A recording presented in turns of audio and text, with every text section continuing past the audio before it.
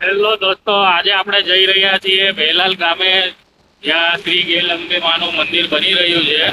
ત્યાં આજે પ્રાણ પ્રતિષ્ઠાનો છેલ્લો દિવસ છે. તો આજે તમને ત્યાં જઈને બતાવીશ કે કઈ રીતની બધી વ્યવસ્થા હતી અને શું હતું. 3 દિવસથી પ્રોગ્રામ ચાલુ હતો, 24, 25 અને 26. આજે રામનવમીના છેલ્લા દિવસે એટલે 26 તારીખે આજે પ્રાણ પ્રતિષ્ઠા છે આપણે મંદિરની.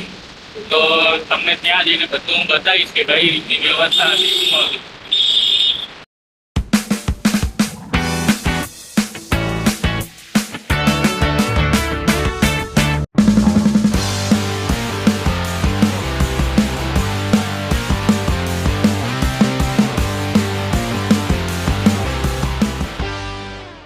અહીંયા મંદિરના પાર્કિંગની વ્યવસ્થા કરેલી છે. તમે જોઈ શકો છો, આ મોટું ગ્રાઉન્ડ છે જે સ્પેશિયલ 2 વ્હીલર 4 વ્હીલરના માટે રાખેલી છે.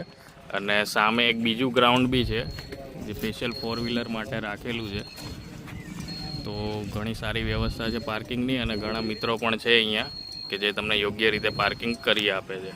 જોઈ શકો છો કેટલો મસ્ત ગેટ બનાવેલો છે. ગેટની અંદર આપણે એન્ટ્રી થઈ ગયા છીએ.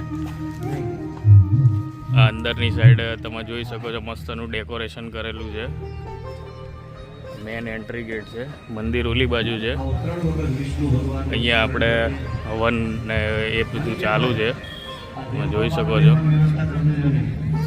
હવન ચાલુ છે, યજ્ઞકુંડ ચાલુ છે.